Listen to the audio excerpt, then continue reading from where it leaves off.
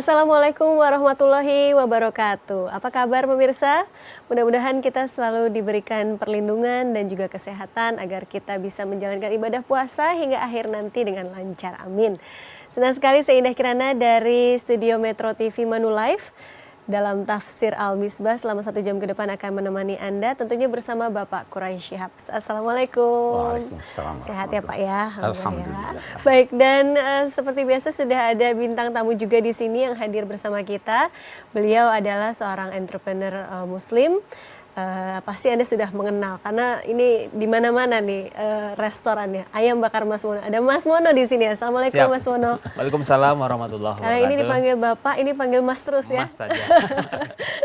Baik, sehat ya Mas ya? Alhamdulillah. Alhamdulillah, nanti kita sama-sama mendengarkan penjabaran dari Pak Quraisy. Baik. Seperti biasa kemarin kita telah mengkaji kandungan surat ke-28 yaitu surat Al-Qasas ayat 51 hingga 59 dan kali ini kita akan lanjutkan kembali ayat 60 hingga 70. Seperti biasa akan dijabarkan langsung oleh Bapak Quraisy. Silakan Pak. Baik, auzubillah minasyaitonirrajim.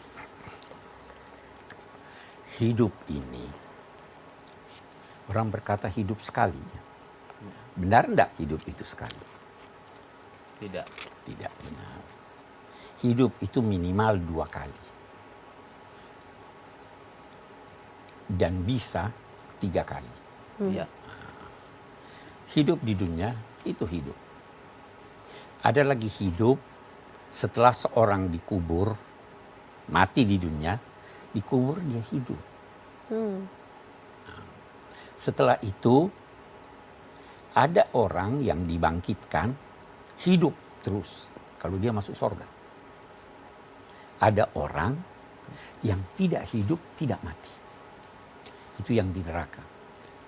Orang yang berkata hidup hanya sekali di dunia terlalu singkat hidupnya. Betul. Dan dia hanya akan melihat ke sekarang dan di sini. Orang beriman melihat jauh ke depan, masih akan datang. Nah, ayat kita ini menyatakan demikian. Auzubillahi minasyaitonir rajim. Wa ma utitum min syai'in famata'ul hayatid dunya wa zinatuha. Apa yang dianugerahkan, apa yang diberikan kepada kamu dari sesuatu apapun yang terkecil sampai yang terbesar, maka itu adalah kesenangan hidup duniawi. Anda dapat sesuatu di dunia ini, itu duniawi. Menarik. Utitum, diberikan kepada kamu. Siapa yang memberi? Allah. Allah, bagus.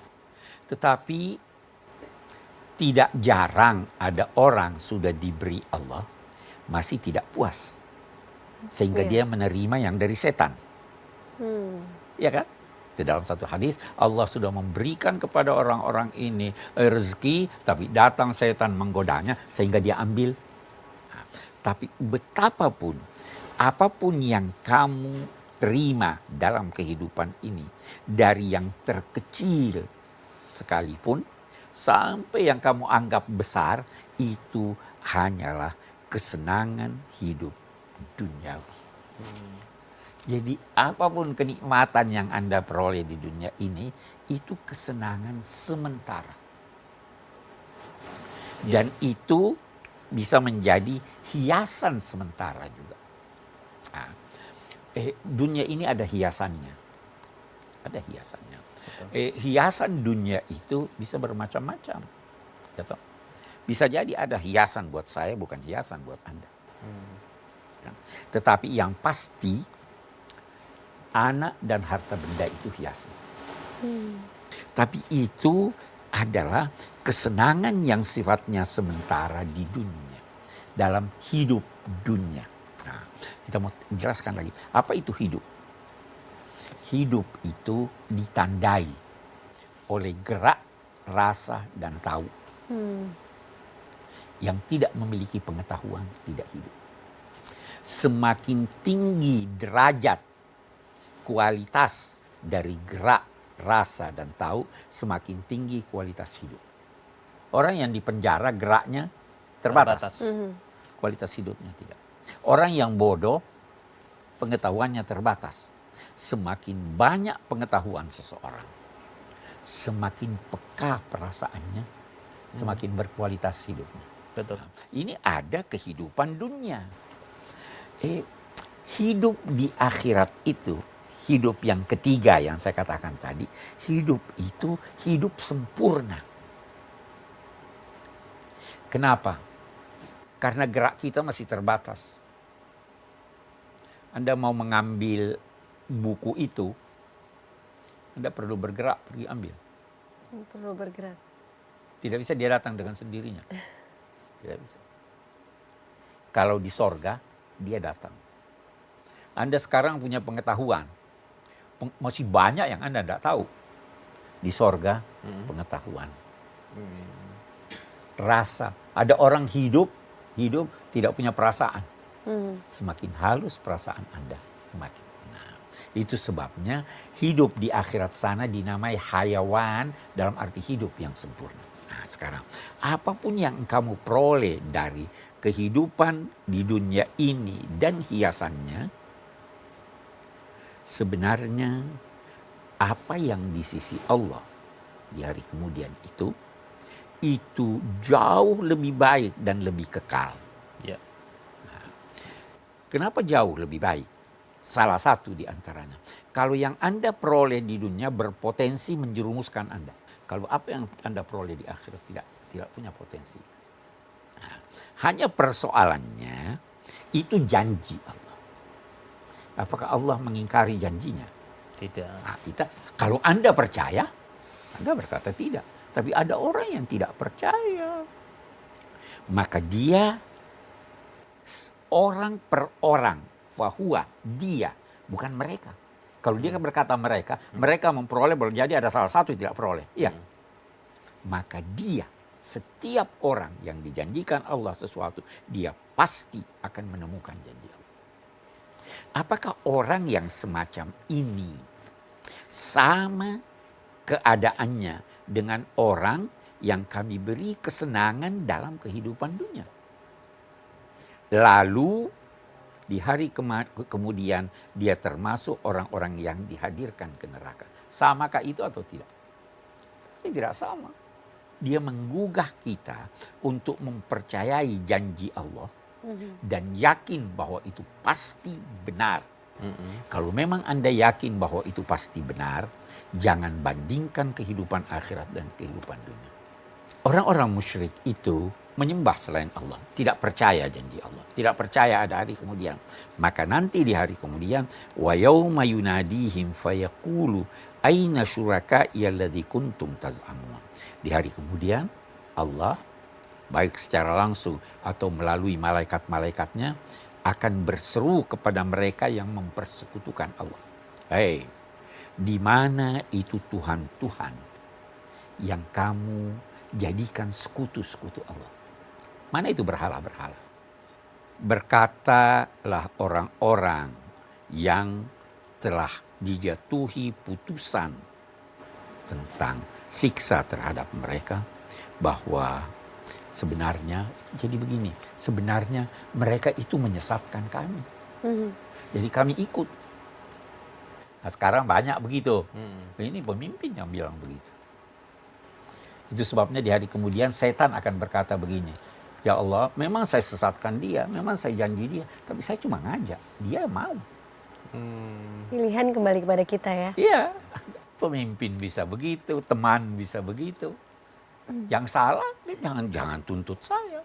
Saya memang janji kamu, kata setan, tapi saya tidak bisa memenuhi janji.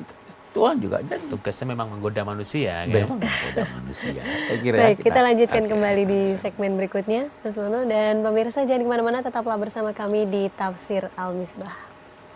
Yang seseorang persekutukan dengan Tuhan, tirani manusia, bisa enggak? Dia taat kepadanya. Tuhan itu adalah yang Anda taati. Tuhan yang Anda taati. Karena itu hawa nafsu bisa jadi Tuhan.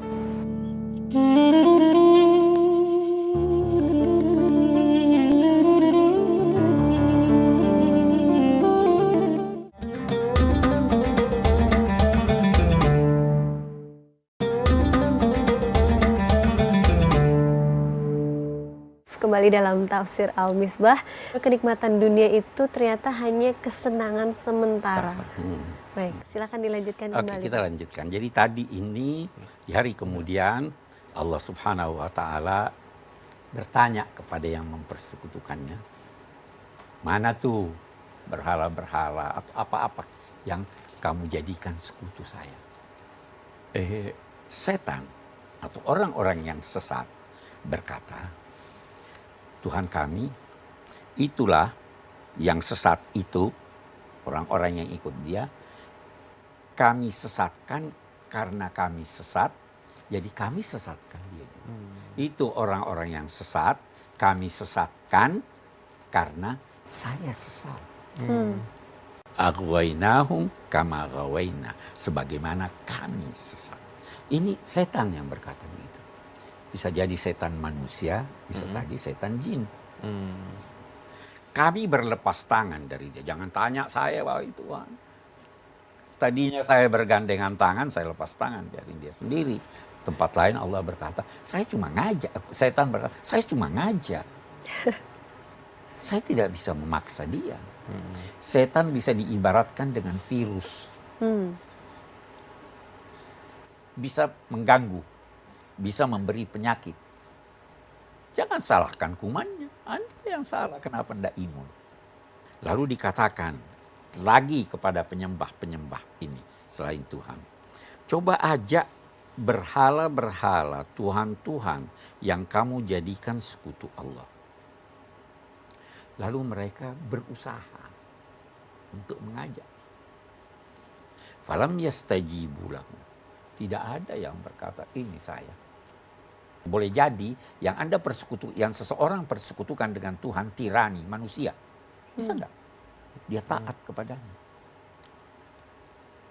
Tuhan itu adalah yang Anda taati. Tuhan yang Anda taati. Karena itu hawa nafsu bisa jadi Tuhan. Karena Anda taati. Ya kan? Ya. Dipanggil lah ini yang ditaati, yang dia persekutukan kan. Tidak ada jawaban. Falam yastajibu lahum wara'ul adab. Ketika itu mereka melihat siksa yang disiapkan Allah. Seandainya mereka itu mendapat petunjuk, niscaya tidak akan demikian itu nasib mereka, keadaan mereka. Lalu ditanyakan, hei, itu pernah rasul-rasul datang kepada kamu. Bagaimana sikap kamu dengan rasul-rasul itu? Ya kan? Datang lagi. Bagaimana kau punya sikap? Tidak bisa menjawab. Karena kalau dia mau jawab, tidak ada gunanya. Fa'amiyat alaihimul amba yauma idzin fahum la yatasaalun. Saya beri contoh. Ada sesuatu, kalau gelap Anda tidak bisa lihat. Kalau terang Anda bisa lihat. Ya toh? Ada sesuatu yang remang-remang. Kalau ada lampu sedikit bisa terlihat. Yeah. Nah, di hari kemudian terang luar biasa. Sehingga Anda tidak perlu mencari.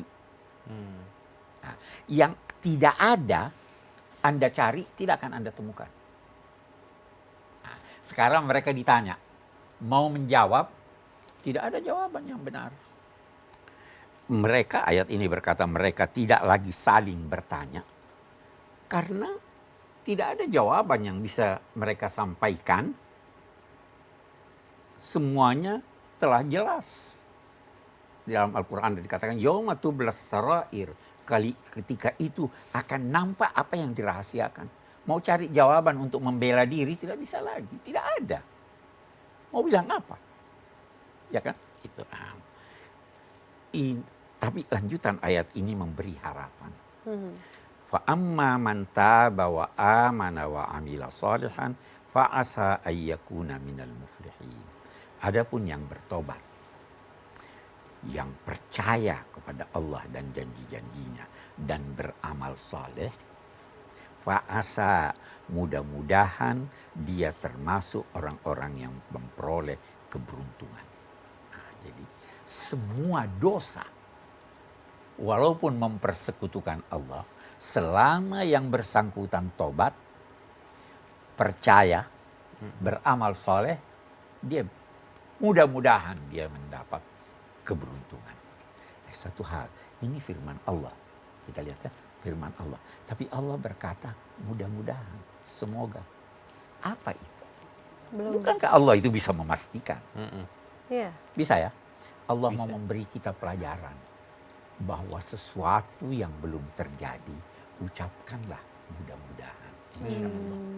Itu buat kita, buat Tuhan tidak ada. Tuhan saja yang maha kuasa berkata mudah-mudahan. Tidak ada suatu peristiwa atau kejadian yang bisa berdiri sendiri atas kehendak Anda. Karena Anda dipengaruhi oleh banyak hal. Mau kemari, belum tentu bisa sampai. Kalau ada demo, kalau jalan macet, kalau ban mobil pecah, semuanya ya, bukan cuma saya tuh. Tidak ada yang bisa menghimpun semua faktor yang bisa membatalkan kehendak Anda. Tidak ada yang bisa menghimpunnya kecuali Allah. Walaupun Anda mau keluar rumah, ban mobil pecah, Iya. sopir lambat. Nah, Allah mengajar kita, ucapkan insya Allah, mudah-mudahan. Walaupun itu sudah pasti. Iya. Jangan pernah memastikan sesuatu untuk masa depan, kecuali dengan berkata insya Allah. Kita lanjutkan di segmen berikutnya. Oke, Ya, baik. Dan pemirsa, kita masih akan melanjutkan Al-Qasas ayat 60 hingga 70. Sesaat lagi tetaplah bersama kami di Tafsir Al-Misbah. Allah mencipta apa yang dia kehendaki dan dia yang memilih. Anda boleh berusaha, tapi belum tentu usaha Anda berhasil. Tetapi ketahuilah bahwa pilihan Allah buat Anda itulah pilihan yang terbaik.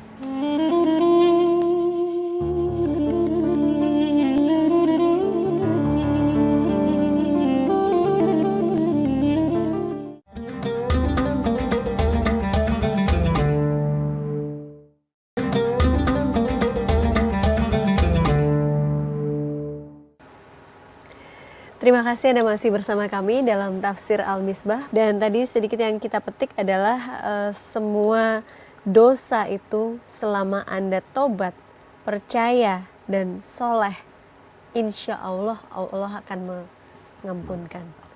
Bahkan bisa lebih dari itu. Di ayat lain dikatakan, siapa yang bertobat dan beramal soleh, Allah akan menggantikan kesalahannya dengan kebaikan. Masya Allah. Ulaika yubaddilullahu sayyiatihim hasanat. Mari kita lihat, saya beri contohnya. Si A melakukan satu dosa, oke? Dia bertobat, diterima Allah tobatnya. Hapus enggak dosanya? Hapus. Tidak lama dia tobat lagi. Dia belum yakin bahwa terhapus, padahal sudah terhapus. Iya. Dia tobat lagi ini. Dihapus dosanya atau tidak?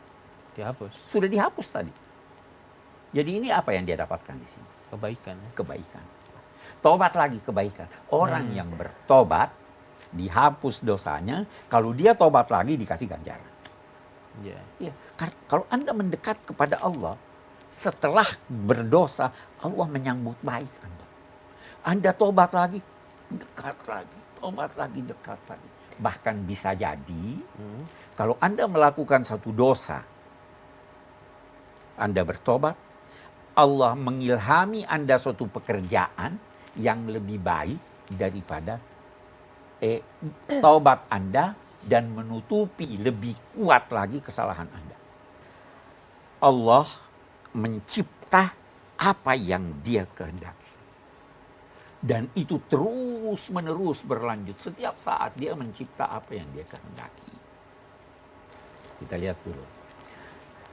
Anda mau anak lelaki, lahirnya perempuan. Kenapa? Allah mencipta apa yang Dia kehendaki dan Dia yang memilih. Anda boleh berusaha, tapi belum tentu usaha Anda berhasil.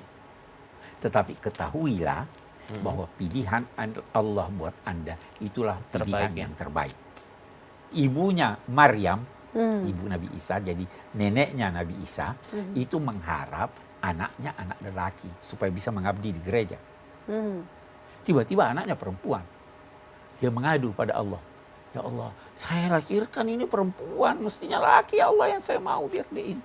Apa jawaban Allah? Laisa dzakaru kal unsa.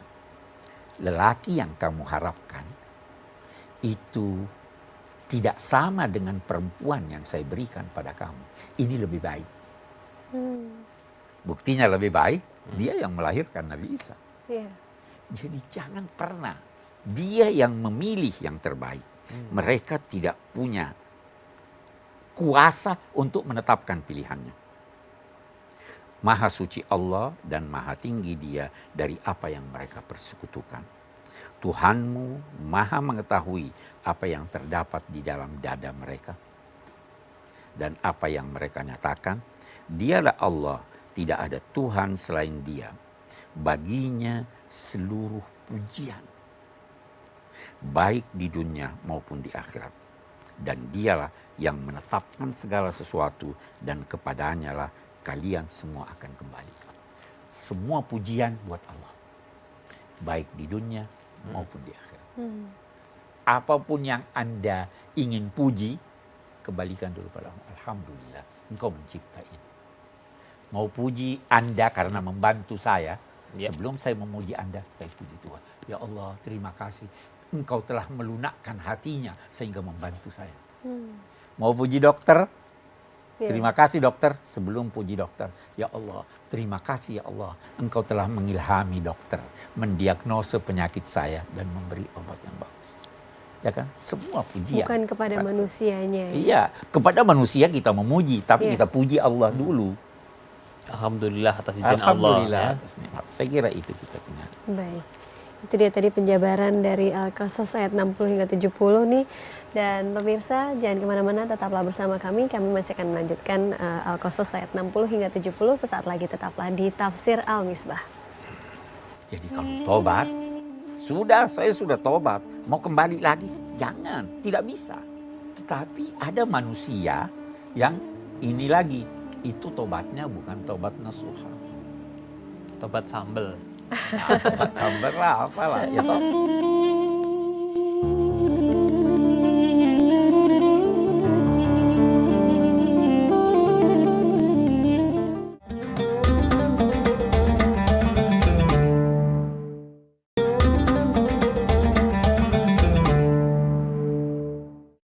Ya, masih dalam Tafsir Al-Misbah. Tadi sudah beberapa kita bahas penjabaran mengenai Al-Qasas 60 hingga 70. Bagaimana Mas Mono, apa Ya. sudah ada pertanyaan yang Ya, tertarik dengan doa Maryam tadi ya, bahwa sesungguhnya doa pasti dikabulkan. Ternyata ya kita tidak tahu bahwa ternyata ada doa yang lebih bagus lagi yang selama ini kita panjatkan dan seringnya kita menganggap doa itu tidak dikabulkan. Betul, betul. Proses Allah pasti mengabulkan, mungkin kita belum sempat atau belum layak untuk mendapatkan rumah, TV dulu misalkan, seperti itu. Doa Anda selama tulus dikabulkan Allah. Tapi pengabulannya dalam 3 bentuk. Salah satu dari 3 bentuk. Dia berikan Anda sesuai dengan yang Anda minta. Minta rumah, dikasih rumah. Satu kemungkinan. Kemungkinan yang kedua, dia tangguhkan. Nah, tangguhkan tadi ya. Belum sekarang. Saya kasih ini dulu, saya kasih TV dulu, ya. Betul. Nanti kemudian dikabulkan atau tidak? Ya. Dikabulkan. Nah, bisa jadi diganti. Oh, dia minta si A jadi pasangannya. Ya. Ya, Betul. dia ganti jangan si A, si B lebih bagus. Diganti yang lebih bagus kan? Iya. Nah, kalau ini semua terjadi di dunia, bisa jadi tidak dikabulkan di dunia. Tapi di akhirat Anda diberi. Saya terima. Kenapa ini ada, nanti di hari kemudian ada yang bertanya, kenapa ada ganjaran saya begini banyak ini? Malaikat berkata, itu dulu doa kamu. Belum diterima Allah dulu, dia kasih di sini. Iya. Ini kadang orang nggak sabar ya. Orang dengan biasa tidak hasilnya sabar. tadi. Ya. Ini ada seorang pemirsa yang ingin bertanya juga pada Pak Quraish. Kita simak dulu pertanyaannya. Ini dia, Pak. Mari silahkan. Assalamualaikum warahmatullahi wabarakatuh. Nama saya Lia Ramawati. Pak Quraisy, saya ingin bertanya, apakah kenikmatan yang kita dapat di duniawi akan mengurangi kenikmatan kita di akhirat kelak? Terima kasih. Susah menjawabnya. Selama kenikmatan duniawi itu Anda peroleh dengan wajar, maka dia tidak akan mengurangi kenikmatan di akhirat. Asal kenikmatan itu wajar, asal kenikmatan itu sahih, karena Allah tidak melarang kita menikmati kehidupan dunia. Ya toh? Betul. Yang penting kenikmatan itu wajar, diperoleh dengan wajar, tidak mubazir, tidak foya-foya, dan lain-lain sebagainya. Kalau wajar, tidak akan mengurangi. Satu hal nih Pak, mengenai tobat. Tadi sempat dikatakan ini kan tobat yang berkali-kali. Tobat, sekali tobat, diampuni. Tobat lagi, diberi ganjaran. Ini apakah tobat itu berkali-kali, bukannya tobat itu yang sungguh-sungguh gitu, yang tobat nasuha seperti itu? Prinsipnya, Tuhan itu tidak sama dengan makhluk. Betul. Pasti. Jangan mempersamakan sifat Tuhan dengan sifat makhluk. Walaupun berulang-ulang. Pernah ada satu sahabat Nabi, namanya Abu Dzar. Abu Dzar ini bertanya seperti pertanyaan Anda, lebih kurang begitu. Iya. Kata Nabi, ya kalau dia tobat, diampuni. Kalau dia bersalah lagi, lantas tobat, diampuni lagi. Kalau dia bersalah lagi, diampuni lagi. Terus kata dia, masa wahai Tuhan diampuni? Kata Nabi, dia ampuni lagi walau kau tidak mau. Ala ragmi anfi Abi Dzar, walau kamu tidak mau, Tuhan ampuni. Nah, hanya masalahnya, saya selalu berkata begini, adakah jaminan bahwa ketika Anda berdosa, katakanlah untuk kedua kalinya atau ketiga kalinya, masih sempat tobat? Ada jaminan? Nggak ada. Nggak ada. Kalau begitu jangan sampai meninggal sebelum tobat. Itu yang dikatakan taubatan nasuha. Taubatan nasuha itu ilustrasinya begini. Anda memerah susu sapi. Bisa enggak susu itu Anda kembalikan lagi ke payudara sapi? Tidak bisa. Taubat nasuha seperti itu. Tidak bisa dikembalikan. Jadi kalau tobat, saya sudah tobat, mau kembali lagi? Jangan, tidak bisa. Tetapi ada manusia yang ini lagi, itu tobatnya bukan tobat nasuha. Tobat sambel. Nah, tobat sambar lah, apalah. Ya toh, tapi Allah tetap menerima. Ya, dan mungkin di sini juga ada pertanyaan nih. Sebenarnya manusia itu apakah hanya mendapati satu kenikmatan saja? Contohnya kenikmatan duniawi saja atau akhirat saja? Saya mengharap Rabbana atina fid dunya hasanah wa fil akhirat Dunia dan hasanah. akhirat. Kita mau Dunia dan nikmat akhirat. Kita mau dunia akhirat. Iya. Kok mau akhirat aja? Islam berkata, nanti di surah ini juga ada pelajaran, ada anjuran bahwa carilah melalui apa yang kamu peroleh di dunia kenikmatan akhirat. Tapi jangan lupa hidup dunia. Kita hidup di dunia ini mau pakaian yang indah. Iya. Nikmat itu ya. Pakai pakaian yang indah. Mau makan yang enak, pakai makanan yang enak. Asal jangan yang haram. Mau pasangan? Mau satu atau dua? Kode nih. Ya itu kan, semua ada aturannya.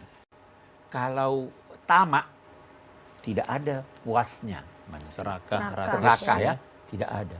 Dia memperoleh 2 lembah dari emas, mau yang ketiga. Seperti koruptor sekarang. Ya kan?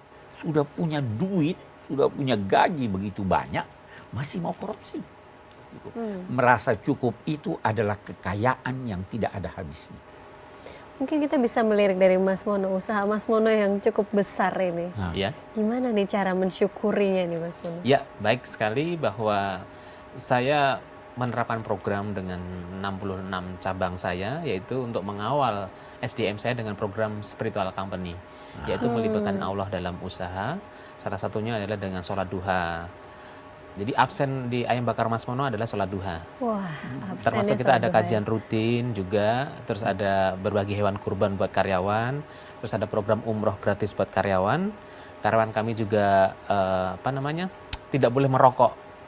Tidak boleh merokok. Sholat Jumat outlet kami tutup saat sholat Jumat untuk memberikan kesempatan seluruh karyawan kami bagi yang laki-laki untuk bisa sholat Jumat. Seperti itu. Dan ada kajian-kajian rutin yang kita juga panggil ustadz-ustadz yang lain untuk ngasih materi ke karyawan kami. Jadi seorang pengusaha pun juga bisa berdakwah dengan karyawannya. Jadi selalu ada cara untuk berdakwah seperti itu. Dan alhamdulillah kita juga pastinya dapat pahala dengan kita berdakwah dengan karyawan kan. Kita ngajak sholat duha, kita dapat pahala duha. Kita ngajak ngaji, kita dapat pahala ngaji gitu kan. Betul, betul. Jadi, Ad-dalu 'alal khairi kafa'ilih. Siapa yang menuntun untuk suatu kebajikan, maka dia seperti mendapatkan apa yang diperoleh oleh pelakunya. Jadi tadi Mendapatkan pahala yang sama ya. Suruh orang ngaji, dia dapat pahala ngaji, Anda dapat juga. Suruh orang berbuat kebaikan, Anda dapat juga. Demikian seterusnya. Ya, jadi dan disinilah makna keberkatan sebenarnya. Amin. Allah memberkati, Allah menganugerahkan sesuatu yang tidak dianugerahkannya kepada yang tidak dia berkati. Betul. Bisa jadi waktu sama, saya memperoleh lebih banyak daripada orang lain yang waktunya juga sama. iya. Bisa jadi saya hari ini kalau menulis, saya dapat 1 halaman. Bisa jadi di hari lain kalau diberkati Allah, saya dapat 2 halaman. Iya. Kebersamaan dengan Allah, Allah menjanjikan keberkatan.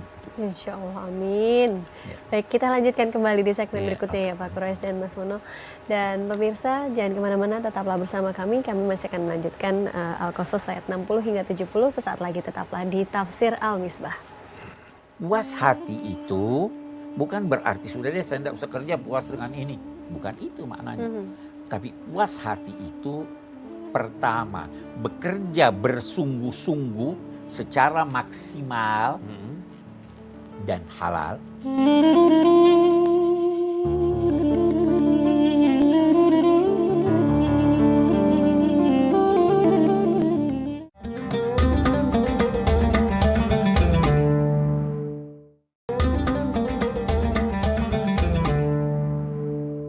Kita telah sampai di segmen kelima, segmen di penghujung acara. Dan Bapak mungkin ada pertanyaan, ini kan sekarang ini banyak sekali pengusaha muslim, seperti salah satunya Mas Mono ini, entrepreneur muslim. Kemudian seperti terjadi kebangkitan gitu, kebangkitan usaha dari syariah, kemudian perbankan syariah. Karaoke syariah, Karaoke ya. syariah. Pijit syariah ya. Itu apakah kita juga harus waspada gitu? Jangan-jangan ini kenikmatan duniawi saja atau? Saya kira, bahkan saya yakin, kalau memang itu benar-benar sesuai dengan syariah, tidak perlu khawatir. Kita harus bergembira. Tapi yang saya khawatirkan, labelnya syariah, isinya tidak syariah. Kan bisa. Ya. Nah, ada hal-hal yang sebenarnya tidak perlu disyariahkan. Dikasih label syariah. Bengkel syariah. Apanya yang itu walaupun tidak pakai istilah syariah, tetapi kejujuran ada di situ, profesionalisme dan lain-lain sebagainya. Itu kita syukuri. Itu jelas berkembang sekarang, ya kan? Tetapi kemungkaran barangkali berkembang juga ya. Iya, iya. Kalau itu berkembang dan ini berkurang, kita amat bersyukur. Ya. Kalau ini berkembang, di satu sisi di sini kita bersyukur, di sisi lain di sini kita prihatin. Di sini kita menganjurkan untuk diperbanyak, yang di sini kita menganjurkan untuk ditekan dan dikurangi. Mas Mono ada pertanyaan terakhir? Ada. Dan apakah orang muslim itu harus kaya dan bagaimana menjaga kekayaan tersebut dengan kaitannya kenikmatan duniawi? Ini pengalaman pribadi ya teman. Semakin mampu dan kaya Anda, Ya. semakin besar potensi Anda memperoleh kenikmatan lebih banyak di akhirat. Karena itu kaya lah. Dengan bisa bersedekah lebih banyak, Bisa bersedekah zakat, seperti wakaf, tadi, ya. wakaf, memberi orang pergi umrah, membantu semakin banyak. Orang yang miskin tidak bisa menyangkut itu. Nah, itu satu. Ya. Jadi semakin banyak harta Anda, semakin berpotensi Anda untuk ini. Ilmu juga begitu. Semakin banyak ilmu Anda, semakin. Nah, karena itu jangan menganggap kekayaan itu hanya materi. Betul. Kekayaan hati lebih berharga dari kekayaan materi. Ada orang yang memiliki banyak harta tapi dia miskin. Hatinya miskin. Ya. Itu sebabnya dalam bahasa agama ada yang dinamai qanaah, puas hati. Puas hati. Nah, puas hati itu bukan berarti sudah deh saya tidak usah kerja puas dengan ini. Bukan itu maknanya.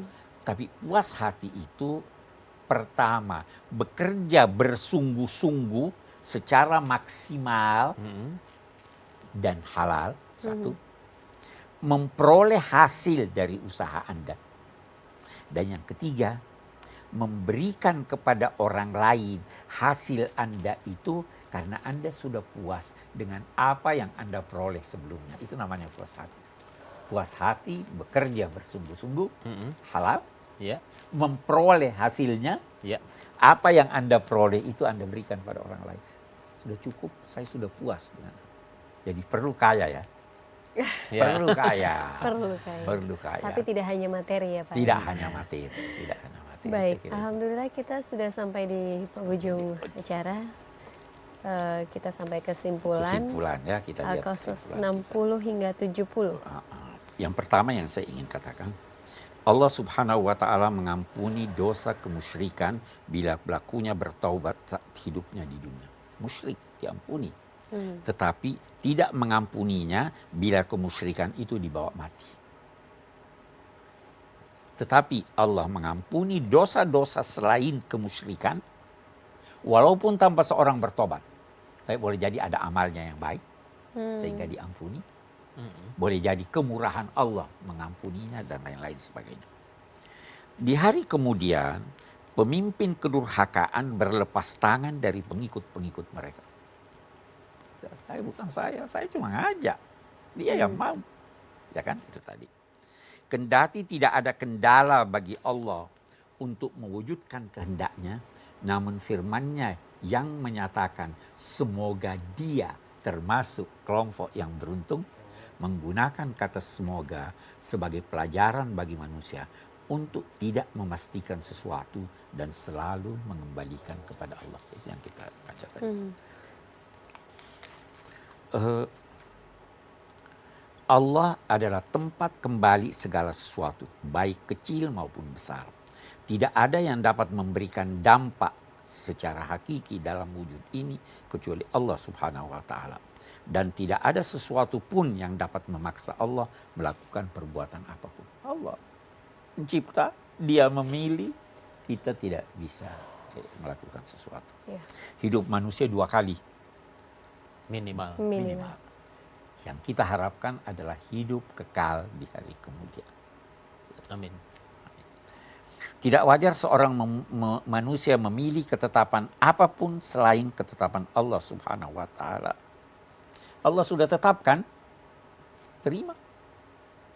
Walaupun Anda bisa berusaha untuk itu. Tapi setelah Anda usaha dan ini keputusan Tuhan, terima. Yakinlah bahwa itu yang terbaik buat Anda. Saya kira itu sebagian kesimpulan. Jadi berusaha semaksimal mungkin. Berusaha. Hasilnya semaksimal. kita pasrahkan Hasil sama kita Allah. serahkan pada Allah. Kita serahkan pada Allah. Kalau tidak sesuai dengan harapan Anda, kembalikan pada Allah. Sukailah itu. Saya Ya. pernah berkata, Ya. kalau Anda mempunyai harapan, menyukai sesuatu semoga wujud tapi tidak wujud, rayulah hati Anda untuk menyukainya. Tidak stres. Jadi hidup Luar penuh biasa. dengan syukur ya. Harus penuh dengan Mudah-mudahan kesyukuran. Itu juga ini semua bisa meningkatkan hasanah keislaman kita. Ya. Dan terima kasih Kak Quraish Terima kasih. jabarannya hari ini dan juga Mas Mono sukses terus. Sama-sama, Terima kasih amin, sudah Mbak Indah. hadir di sini menjadi inspirasi pemirsa di rumah. Amin. Baik, dan pemirsa insya Allah esok hari kita akan kembali hadir di jam yang sama dalam Tafsir Al-Misbah. Sekali lagi kami mengucapkan selamat menunaikan ibadah puasa. Semoga semuanya lancar hingga akhir nanti. Dan saya Indah Kirana mohon pamit undur diri. Wabillahi taufik wal hidayah. Wassalamualaikum warahmatullahi wabarakatuh.